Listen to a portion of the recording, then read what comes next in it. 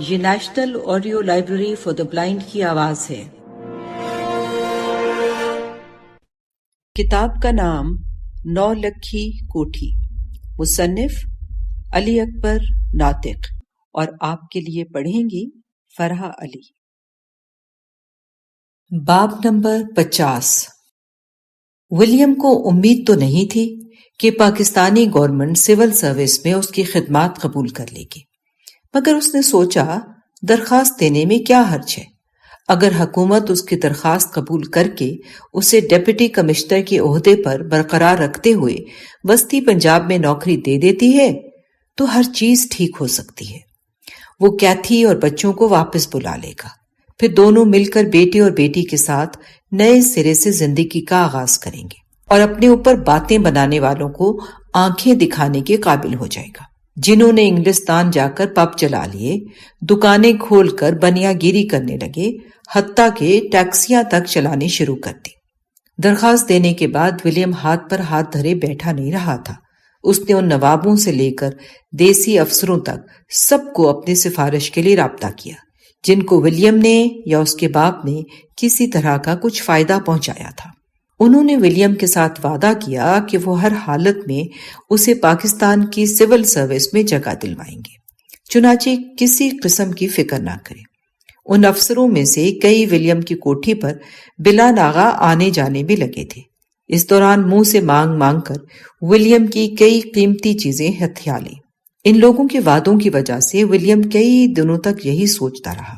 اس کی درخواست پر غور کیا جا رہا ہے، جیسا کہ چیف سیکرٹری آفس میں کام کرنے والے ایک کمشنر نے اسے بتایا تھا۔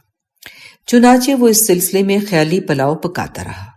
دراصل ولیم نے حکومت پاکستان کو درخواست اسی خیال کے پیش نظر گزاری تھی کہ وہ کچھ دنوں تک کسی امید کو قائم رکھ سکے تاکہ اسے ایک دم بے دست و پا ہونے کا دھچکا نہ لگے۔ پھر اگر درخواست رد بھی ہوتی تو اتنے دنوں میں وہ اپنی طبیعت بحال کر چکا ہوگا اور زیادہ دکھ نہیں ہوگا۔ پھر اسے ذہن کے کسی گوشے میں امید بن جاتی، کیونکہ درخواست دینے کے ساتھ ہی اس نے حکومت پر یہ واضح کر دیا تھا کہ وہ خود کو پاکستان کا شہری تصور کرتا ہے، لہٰذا جس طرح وکٹوریہ دور کے مقامی لوگوں کی نوکریاں آزادی کے بعد بحال ہیں، ویسے ہی اسے بھی برقرار رکھا جائے۔ اس کا انگلستان جانے کا کوئی ارادہ نہیں۔ درخواست ولیم نے چیف سیکرٹری پنجاب کو دی تھی، جسے پنجاب کے بیوروکریسی کی قسمت کے فیصلے کرنے کا مکمل اختیار تھا۔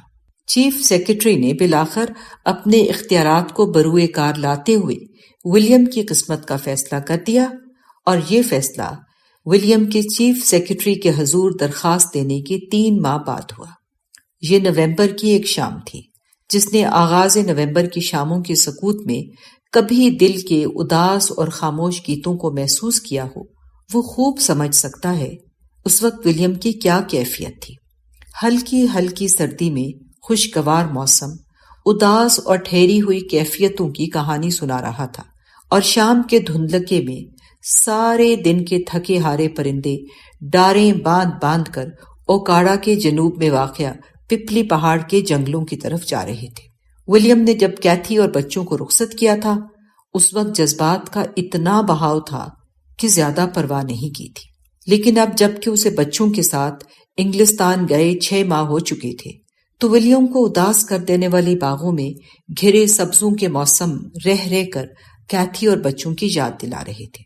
ولیم نے کبھی نہیں سوچا تھا اوکاڑا کے علاوہ اس کا گھر کہیں اور بھی ہے، نہ ہی آج اس کے دماغ میں اوکاڑا کے لیے اجنبیت پیدا تھی، بلکہ اس کے خیال میں اسے ان انگریزوں پر تعصب تھا جو اپنے گھروں کو چھوڑ کر دور انگلستان کی غیر زمین پر جا بسے تھے، جہاں کی اب نہ تو مٹی انہیں پہچانتی تھی اور نہ موسم ان کے اپنے رہے تھے۔ لیکن اتنا ضرور تھا کہ اب وہ اپنے انگریز دوستوں اور بیوی بچوں کے بغیر ایسا خلا محسوس کر رہا تھا جو کسی کے دل میں اپنوں کے بچھڑ جانے سے محسوس ہوتا ہے جب وہ کہیں پردیس میں چلے جائیں۔ ولیم نے سوچا اگر وہ یہاں ہوتے تو کس قدر لطف سے زندگی بسر کرتے۔ یہاں نہ پیسوں کی کمی ہوتی، نہ انہیں کمانے کی فکر ہوتی۔ وہ دن رات باغوں میں گھومتے، رنگا رنگ کے پھلوں کا رس پیتے، نہروں کے کناروں پر بھاگتے اور چہلیں کرتے۔ کاش کیتھی کو سمجھ آ جاتی اور وہ یہاں سے نہ جاتی، مگر اب وہ کیا کر سکتا تھا سوائے اس کے کہ جلدی سے اس کے حق میں فیصلہ آ جائے۔ ولیم ہاتھ میں چھڑی تھامے اور کنٹوپ سر پر جمائے انہی سوچوں میں گم ساکت کھڑے درختوں کی خوشبوئیں لیتا ادھر ادھر ٹہل رہا تھا۔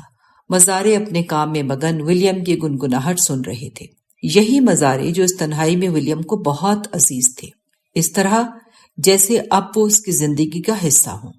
وہ ان سے حساب کتاب میں بھی سختی نہیں کرتا تھا اور کئی ایسی باتیں نظر انداز کر جاتا جو اس کی ذات کو معاشی نقصان سے دوچار کر سکتی تھی۔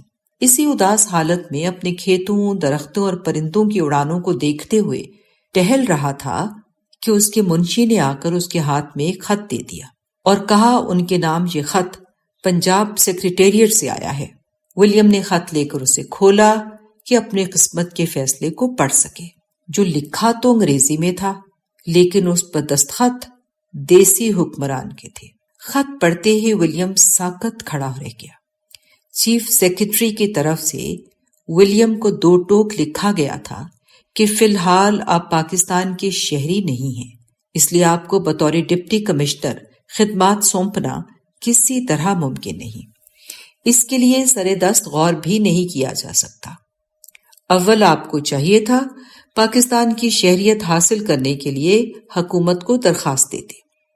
آپ کو خود یہ فیصلہ کرنے کا اختیار نہیں کہ آپ نے انگلستان کے بجائے پاکستان میں رہنے کو ترجیح دی ہے اور یہاں کی شہریت اختیار کر چکے ہیں۔ یہ اختیار صرف حکومت پاکستان کا ہے، لہٰذا اس بارے میں آپ متعلقہ محکمے کو درخواست دیں۔ یہ فیصلہ ہمارا امیگریشن ڈپارٹمنٹ کرے گا۔ دوئم یہ کہ جب آپ یہاں کے شہری ثابت نہیں ہوتے تو ڈپٹی کمشنر کے عہدے پر برقرار رکھنے کا سوال ہی پیدا نہیں ہوتا۔ ولیم خط پڑھ کر کچھ دیر کے لیے پریشان کھڑا رہا۔